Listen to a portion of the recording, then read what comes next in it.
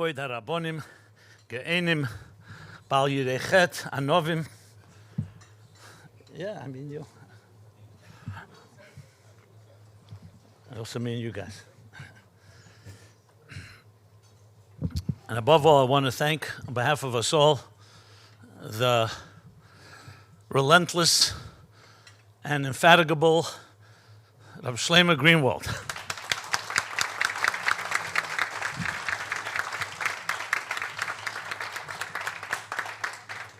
If nothing else, everything he does is l'chadchila riber, as you see here.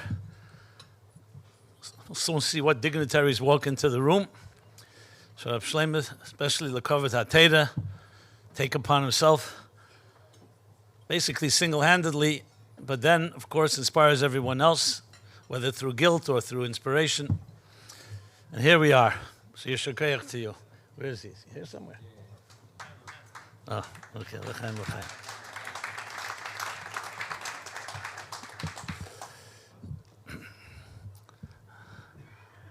So, let's begin with a klotz kasha. Klotz kasha.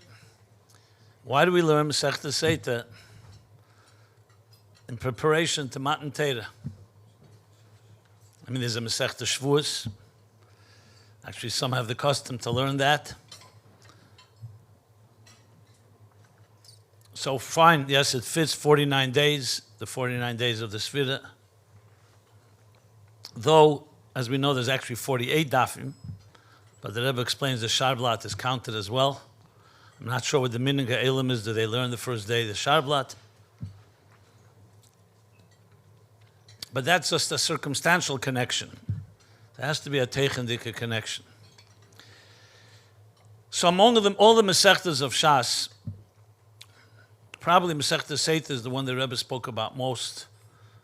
Siyumim, due to the fact that we always learn it every year, and usually Erev Shavuos or Shavuos, sometimes after Shavuos as well, that would either make a Siyum or at least speak about a sugya in Meseches Sotah. So we don't have the time here to go and summarize all the different Siyumim and Chidushim.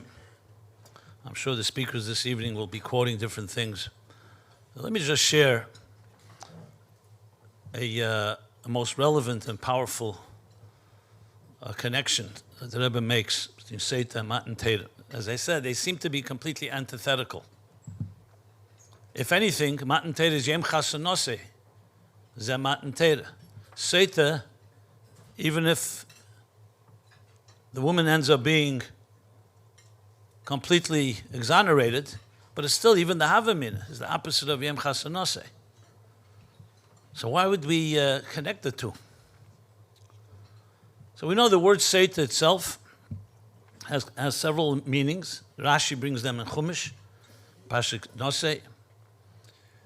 And the most famous one, which we all know since we learned Basel Legani, if you haven't learned it in Meseches Sotah, Kisista, which is from the word shtus, sheta, folly, insanity, nonsense. I mean, the different words, how we translate it. Based on the Gemara, Ein odem erev v'ravera elim kein nichnas bei ruach shtus. A person doesn't sin unless there's a moment of insanity, a moment of blindness, which only makes the question stronger. Imagine you have to translate into English and give a speech and say, before we enter Matan Torah, we're going to study a tractate called Insanity, or Nonsense, or Folly. That's the name, and we know Shmei Sheikule B'Lashon HaKedesh captures the whole essence of it. The other meanings, whether it's from the word Hatiyah, which is deviation, is also not much more complimentary. But the question goes deeper. Why taka is it that we say a person doesn't do Aveda except it's a Ruach Shtus? I mean, most people who are honest with themselves, they know I do an Aveda because I have a taiva or I have a moment of desire and temptation that seduces me. It's called a nice Yetzer Hara, gives me good reasons, instant gratification, whatever. Why do we call it Shtus? And can someone actually plead insanity? and say, you know what? The Gemara says, Ruach Shtus. How could you, insanity is a plea that should acquit someone from sins. So the answer to this question, especially when you look at it from a Chassidish lens, prism, really turns the whole thing upside down. And we understand from this that it's not a negative, it's actually a tremendous positive statement. It means there's no such thing as someone disconnecting themselves from the Eibishter even for 1 second unless there's some abnormality, some aberration. In one of the most powerful pieces that I recall seeing that the Rebbe actually wrote B'Ksav Yad Kodshe, a whole sif printed today in Likutei Sichos Chelik Chav Hei Sicham Ve'Yigash. So there's a question there, the discussion about Yosef and Yehuda, Talmud and Maaseh. So we know the Machlekes, Ezer Mem Gadol, which is greater, Talmud or Maaseh, and the Gemara concludes Talmud Gadol Shemei V'Ladei Maaseh. So it has Bechal M'Saimon, it has both. But then it says in Medrash Shmuel, it's brought in Sfarim, that La'osed Lovei will be Maaseh Gadol. So the obvious question, it's a Milsa B'Taima. Talmud has both milas. What exactly is going to happen in La'osed Lovei that Maaseh will be greater than Talmud? Talmud has the mila of Talmud and the mila of Maaseh. So that's a question that's asked in the Sikha. When that Sikha was presented to the Rebbe, so it wasn't so common, but from time to time, the Rebbe actually wrote a whole new answer in his own handwriting with Mar Mekemes. And then came the answer that was there from other Sikhas. B'kitzur, what the Rebbe writes there is both unbelievable and simple in a way. Why do we need to learn? Why do we need Talmud? Why can't we naturally just feel what the Eibishter wants? You need to, when you wake up in the morning and you're hungry for breakfast, you don't need to look in a Shulchan Aruch or in a Sefer or call somebody and say, am I hungry or not? Your body tells you quite clearly you're hungry. Actually tells you sometimes you're hungry when you're not so hungry either. But for that we have Ozempic and some new interventions. If you don't know what it is, Tavei Aleichem Bracha. Same thing when you're tired. Your body tells it to you. So why don't we know naturally what is right and what is wrong? So the Alter Rebbe in Ageres HaKedah Simcha Chavav answers the question with the Zohar, the Rai Mehemne, why Nigla the Teira is compared to Eitz Hadas, Tevera. How could you say Teira is Tevera? It's because it's Asik in Tevera. In Nigla, you have Taina Shel Sheker, you have Nizikin, you have all kinds of things that represent good things and negative things. So the Rebbe explains, La'osed Lovei, let's start from Zman Hazeh. Today, since there's a Helem, V'Hester, a Ruach Shtus, that doesn't allow us to see and feel what the Eibishter wants of us, so the Torah was given to us as a gift. Matan Torah, look in the Torah, it says, Maaseh Sheyasin, Ve'ela Shalei Tasenu, here's what you should do, here's what you shouldn't do. Maybe tzaddikim gdelim can have the hergish as well, but most of us don't have that level. La'osed Lovei, when the world will be completely nizbared, refined. So as the Medrash says, and the Rebbe brings the Medrash, that in Shemitah or Shabbos, if someone goes to take a te'ina, a fig off a tree, the tree will cry out, it's Shabbos today or Shemitah. Even Mekir Tizak, the stones in the wall themselves will cry out. V'nigla kved Hashem v'ro kol basar yachdov. So just like today, our bodies tell us what we need and what we don't need. So then we will feel also what the neshama needs and what it doesn't need. So you don't need Talmud. You don't need to look in a Torah for that. So why will there be Torah? So the Alter Rebbe answers in the Ageres HaKedah at the end in Simcha Chavav, not kedei leida isur heter or teven ra, but kedei liyachid yechudim. Torah is for the Reisa v'kudshe brichu kul achad. Through Torah we connect to the Eibishter. It's not just there. It's also there for deeper reasons. And the Rebbe brings there a famous halacha famous at least those that learn the Rebbe Sichos, that if you give a shemer to watch your behemoth, so you're responsible. Even if you're a shemer chinam, you're responsible for certain things you took upon yourself. That the behemoth shouldn't damage or shouldn't be damaged. What happens if the behemoth jumps into a fire? and gets hurt or gets killed, is the Shemer responsible? And the answer is no. Because it's a behemoth Sotah. No normal behemoth would ever jump into fire. Since the Balabas did not tell the Shemer that it's a crazy animal, how is he supposed to know? An animal shouldn't walk into someone's property or shouldn't smash something. That's natural. But something unnatural, even an animal won't jump into fire. So Mele is potter. And the Rebbe brings, of course, Mekoshkein v'kal v'chemer, Aid, Neshama. That Neshama is fundamentally connected to Elokus. And B'mele, anything that deviates from that, Sotah, from the word Sotah, is an abnormality. That Agad Shova writes a very powerful word that before Chet Tzadas, Kol ma shehoya osur lo hoya b'mitzias. Not only there was a thing that was not allowed. Something not allowed means the Eibusher doesn't want it, so it doesn't exist. It's only today that it can exist because of the Helam v'Hester. So to go back to Meseches Sotah, what Sotah is telling us, the opposite, that the connection between Kodesh Baruch and Knesset Yisrael, the Yom Chasanos is Matan Torah, is so deep, not just because they accepted the Torah upon themselves, Kabul Malchusei and Kabul Gzeresei, but because there's an Atzmizdika connection, and that's why any deviation is a Sotah.